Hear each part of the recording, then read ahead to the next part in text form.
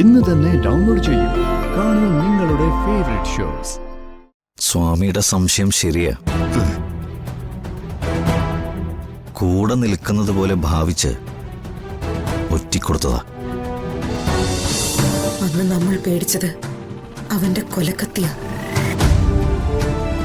ഇന്ന് നീ അവനെ അനുസരിക്കുന്നത് കാണുമ്പോ, അവന് ഭക്ഷണം വിളമ്പി കൊടുക്കുന്നത് കാണുമ്പോ, പത്രക്കാരുടെ മുൻപിൽ പോലും അവനെ ന്യായീകരിക്കാൻ വേണ്ടി ഇറങ്ങി നിൽക്കുന്നത് കാണുമ്പോ ഞാൻ വേറെ എന്താ വിചാരിക്കേണ്ടത്? അമ്മേ, ഹരിയോട് ഞാൻ എടുത്താല് നമുക്ക് ഒരുപാട് നഷ്ടങ്ങൾ ഉണ്ടാവും. മനസ്സ് വേദനിച്ചുകൊണ്ട് തന്നെയാ ഹരിയുടെ മുന്നിൽ ഞാൻ ഇങ്ങനെ പെരുമാറുന്നത്. എനിക്കൊരിക്കലും ഹരിയെ മറക്കാൻ പറ്റില്ല. ജീവിച്ചു എന്ന് എനിക്ക് തോന്നിയിട്ടുള്ളത് ഹരിയുടെ കൂടെയുള്ള കുറച്ച് ദിവസങ്ങൾ മാത്രം. എന്റെ മരണത്തിനെ പേടിച്ച് ഞാൻ ഒരു തീരുമാനം എടുക്കില്ല. ഞാൻ എല്ലാവരെയും കുറിച്ചാ ചിന്തിക്കുന്നത്.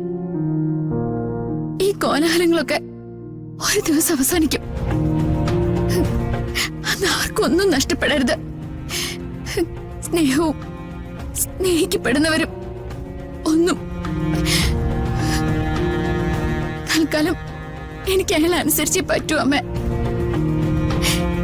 എന്റെ ഹരിയെ രക്ഷിക്കാൻ അല്ലാതെ വേറൊരു മാർഗവും എന്റെ മുന്നിൽ ഇല്ലാത്തതുകൊണ്ടാ. അമ്മ വേദനിക്കാതിരിക്കാൻ വേറൊരു നിവൃത്തി എന്റെ മുന്നിൽ ഇല്ലാത്തതുകൊണ്ടാ. അമ്മ എന്നോട് പൊറുക്ക്.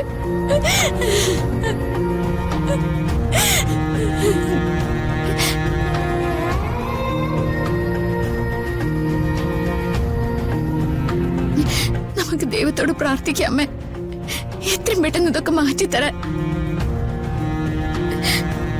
സത്യമായിട്ടും ടിവിയിലെ വാർത്തയൊക്കെ കണ്ടപ്പോ അയാൾക്കെതിരെ അന്വേഷണം വരുമെന്നും നമുക്കിടയിന്നും അയാളെ പിടിച്ചോണ്ട് പോകുന്നൊക്കെ തന്നെയാ ഞാനും വിശ്വസിക്കുന്നത്. അങ്ങനെ സംഭവിക്കില്ലേ അമ്മേ? സംഭവിക്കട്ടെ. തെറ്റ് ചെയ്തിട്ടുണ്ടെങ്കിൽ ശിക്ഷിക്കപ്പെടട്ടെ.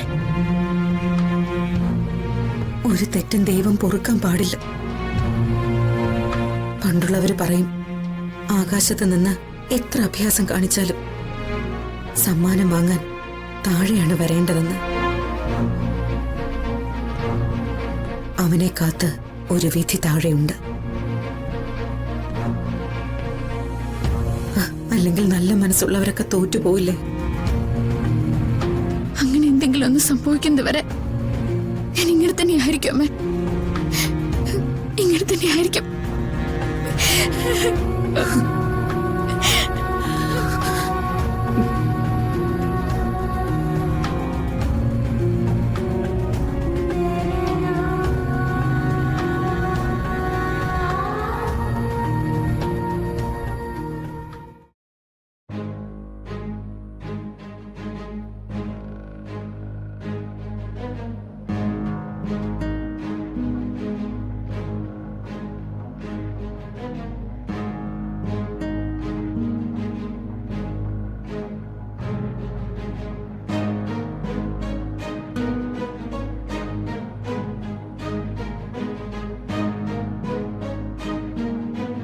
സർ, മീഡിയാസിനെ വിളിച്ചത് നമുക്ക് അപകടമായല്ലേ സർ?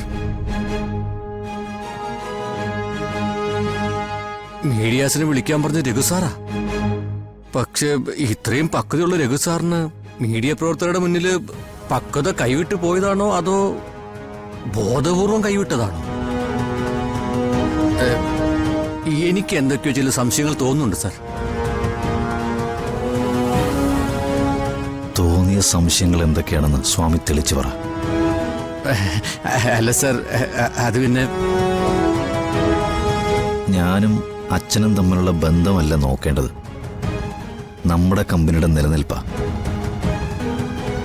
സ്വാമിക്ക് മനസ്സിൽ തോന്നിയത് എന്താണോ അത് പറ. സർ, പത്രസമ്മേളനത്തില് എന്തെങ്കിലും പ്രകോപനത്തിന്റെ പേരിലല്ല രഘു സാർ ഇത് വിളിച്ചു കൂവിയത്. അദ്ദേഹം പ്ലാൻഡ് ആയിരുന്നെന്നാ എനിക്ക് തോന്നുന്നത്.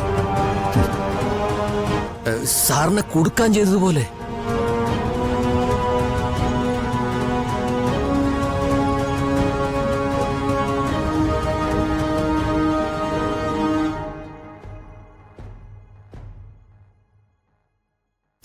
സ്വാമിയുടെ സംശയം ശരിയാ. കൂടെ നിൽക്കുന്നത് പോലെ ഭാവിച്ച് ഒറ്റിക്കൊടുത്തതാ. സ്വാമി ശ്രദ്ധിച്ചില്ലേ? ന്യായീകരണമോ അതിന്റെ പേരിലുള്ള ബഹളം വെപ്പോ അല്ല അവിടെ നടന്നത്. വെല്ലുവിളിയാ.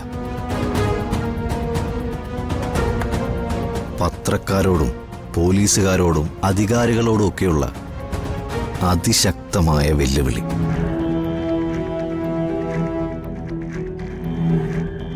എന്റെ സാമ്പത്തികമായ സോഴ്സ് എന്താണെന്നറിയാൻ ഏറ്റവും കൂടുതൽ ആഗ്രഹിക്കുന്നവരിൽ എന്റെ അച്ഛനുമുണ്ട്. എന്നോട് ചോദിച്ചിരുന്നു സാർ. എനിക്ക് ഒരു ഡീറ്റെയിൽസ് അറിയില്ലെന്ന് ഞാൻ പറഞ്ഞു. അന്നു മുതൽ രഘു സാറിന്റെ പ്രവർത്തികൾ ഞാൻ ശ്രദ്ധിക്കുന്നുണ്ട്.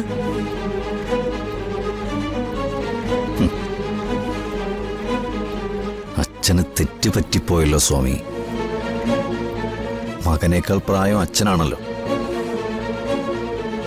അതുകൊണ്ട് ബുദ്ധിയും അച്ഛനായിരിക്കും എന്ന് കരുതിപ്പോയി. എന്ത് ചെയ്യാനാണല്ലേ സാർ? എന്താ സാർ? ദാറ്റ് മീൻസ് കൂടെ നിന്ന് എന്നെ ചതിക്കുമായിരുന്നു.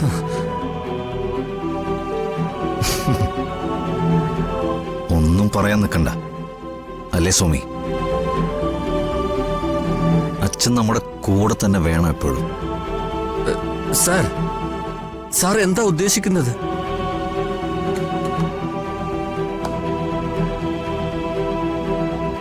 എന്റെ അച്ഛൻ എന്നോടൊപ്പം ഉണ്ടാവും സ്വാമി. ആ അച്ഛന്റെ അവസാന ശ്വാസം വരെ.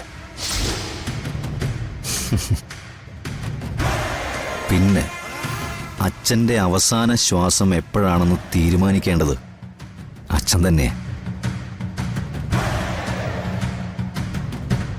സ്വാമി, വെട്ടിപ്പിടിക്കാൻ ഇറങ്ങിയപ്പോ ഞാൻ തീരുമാനിച്ചതാ, വെട്ടേറ്റ് വീഴുന്നവർ ആരായാലും അതിനെക്കുറിച്ച് ഞാൻ ചിന്തിക്കില്ല.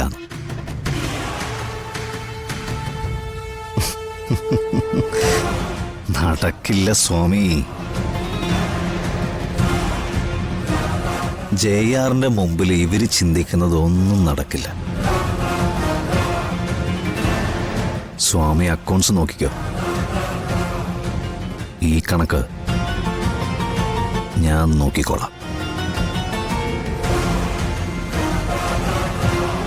പൊക്കോ സ്വാമി. ശരി സാർ.